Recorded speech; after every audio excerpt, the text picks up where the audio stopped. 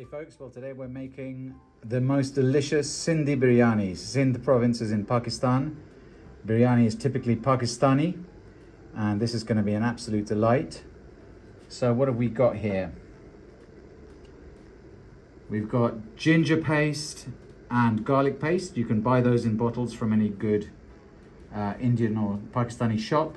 However, I did that fresh. These are the spices, the biryani spices. I'm going to also add some hot Kashmiri chili powder, some turmeric, some ground cumin, and some ground coriander, and a few cloves. I've cut up a lot of onions, just simply loads. And here's my chicken. A 3-pound bird gave me around 1.8 kilos after I butchered it. I've using the rib cage and various bits like the neck and other bits for a chicken stock. And I'm also going to add some potatoes later on in the curry. Okay. So as you can see, I'm butchering a whole chicken. You always want to make a curry with the meat on the bone. So I'll get this quartered up and we'll continue. So the first step is the ginger and garlic paste.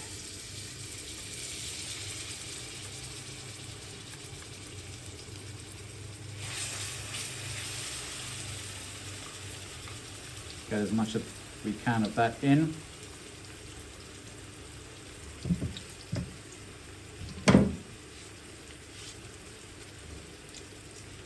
I'm going to cook this not on too high a heat, don't want it to burn.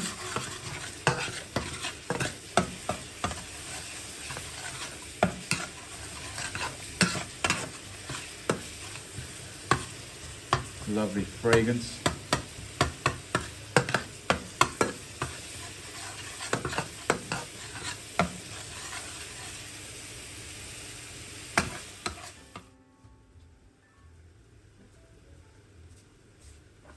Right, garlic and ginger's cooked a bit, beginning to stick to the bottom, caramelize.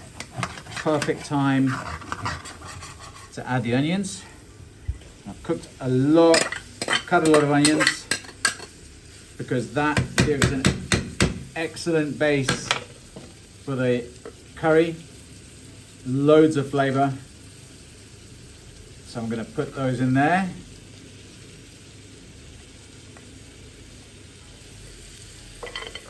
And a trick for onions is a fair amount of salt to sweat the onions and to make sure the whole curry is flavored. Looks like I'm overdoing it, but did this the other day and it just turns out delicious. So give a lot more salt than you think you need because it's got to flavor the rice as well.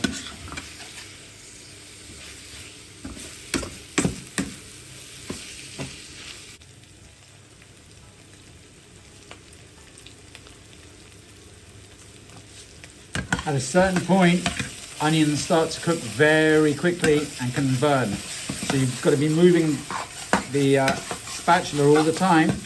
I use this one with a straight edge because it's really good at scraping anything that sticks to the surface, caramelizes. But you have to keep on moving and stirring, otherwise it can start to burn. And the other thing you can do is turn down the fire a tiny bit in this final phase. Still a bit to go though. Right, we can see that the onions are super brown now. There's lots of caramelization. You don't want to be turning them all the time. You're going to let them fry a bit, almost to the point of sticking, and then move them. That gets all that flavor in. When they slightly stick to the bottom, that caramelization gives loads of flavor to the curry. And you can see it because it becomes extra brown. So now, I think we're going to start adding in the chicken.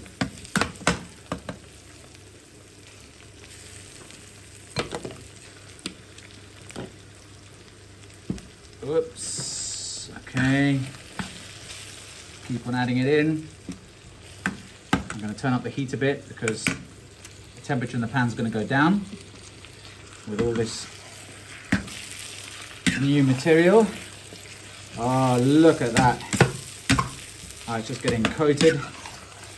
Oh, still some more to go. It's a big batch this, but I believe in cooking big and then storing it.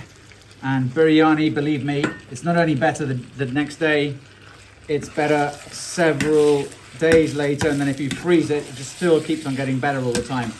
So there's literally no disadvantage to cooking a huge batch if you can manage it. And then you've got ready food whenever you're just too tired one day, or you've got friends coming over and you just can't be bothered to cook a big meal. This is waiting for you in the freezer. Just take it out and bring it to room temperature, and it's better than when you cooked it almost. So I always cook no less than 1.5 kilos of meat. This is where you have to be a bit careful, because if you don't turn all of it, it can start sticking. So I'm going to bring the temperature down a tiny bit now. Ooh. Don't want to lose any of this delicious onion.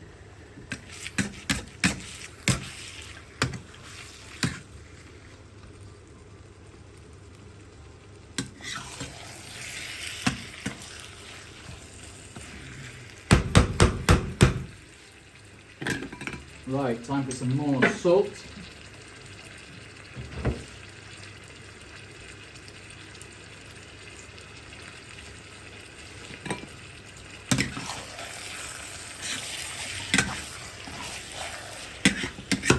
Remember that onion, if it stays in the bottom for too long, it's going to start burning. So manage your heat carefully. Oh, it's kind of sealing it in. And now, it's almost too much chicken for this wok. I'm going to start adding the spices. So, because I'm going to be a tiny bit distracted, I'm turning the heat right down so it doesn't burn. And I get the spices in there.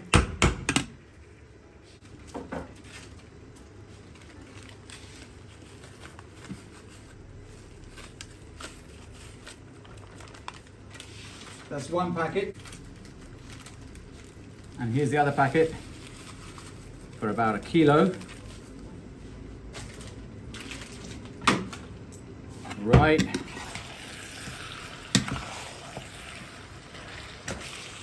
Wow. Just keep on stoning this over.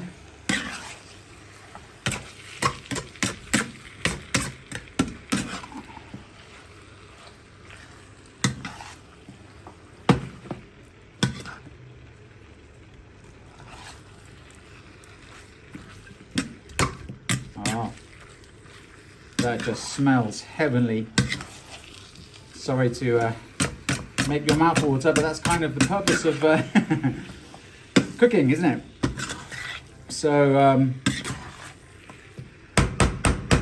now I'm going to add in the extra spices. So a bit of turmeric. Careful with turmeric, it stains like mad. Some more chili powder.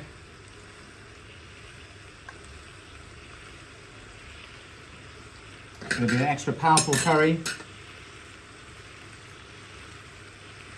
I'm going to put in 3 or 4 cloves. Here's the cumin.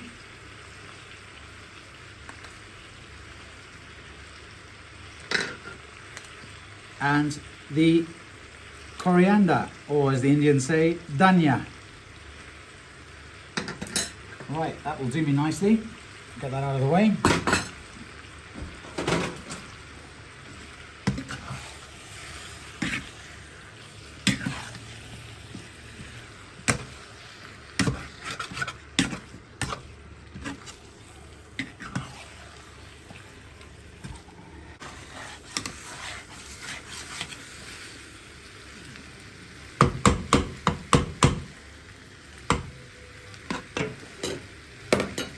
Now this has been cooking for a while. I'm going to start adding in some tomato puree. I'll use all of that. There's a lot of chicken. bring a lovely sweetness and acidity to the dish.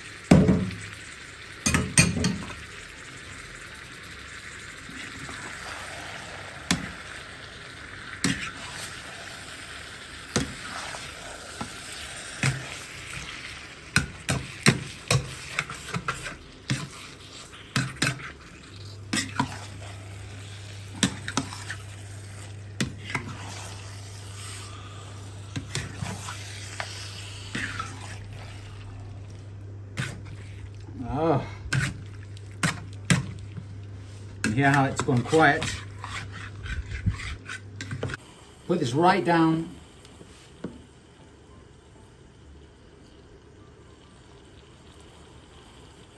to a simmer. Lower setting. So I let that chicken cook down. I boiled the potatoes after cutting them into small pieces separately for 8 minutes. Tested it with a fork to see if it's soft.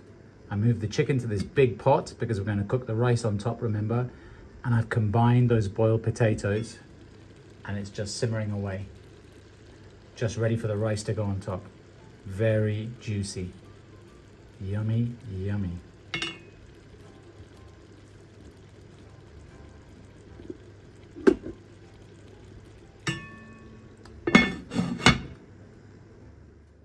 Right, so now the rice is done about 80%. I'm gonna just spoon it over. Quite a lot of rice because there's quite a lot of chicken. I put about 600 grams of rice in for about 1.8 kilos of chicken. I'm not saying it's the right proportion. You've kind of got to experiment, but really it's an awful lot of rice. Even if you cook just 500 grams, it's an awful lot of rice. You could feed easily 8-10 people with a biryani from 500 grams of rice and a kilo and a half of chicken. So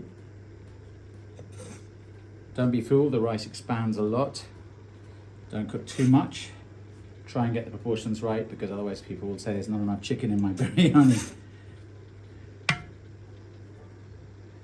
So I'm going to put this over. I think that's about right.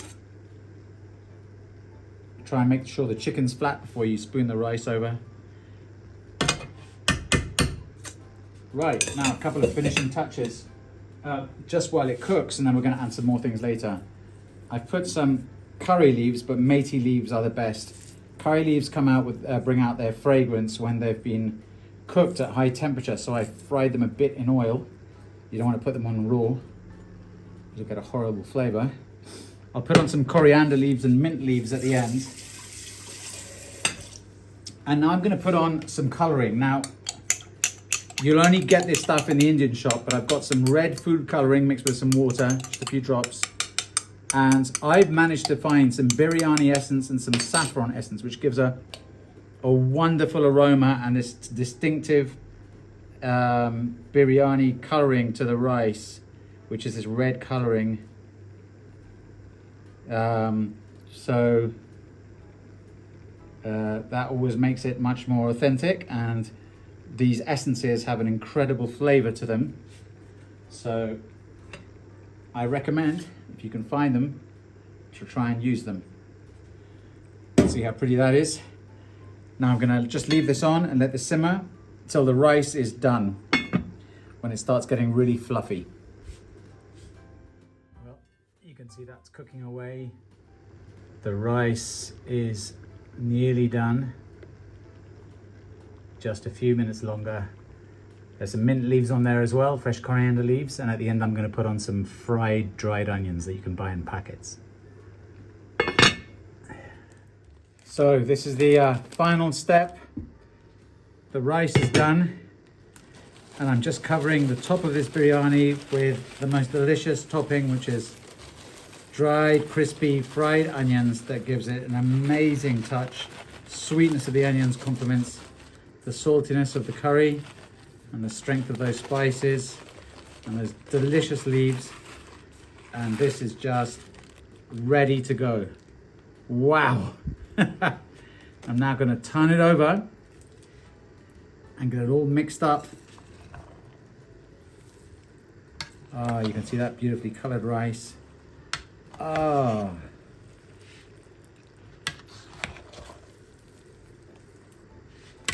This is the best moment of every biryani, is getting it all mixed up, letting those flavors seep through that rice, all those sauces, juices from the meat.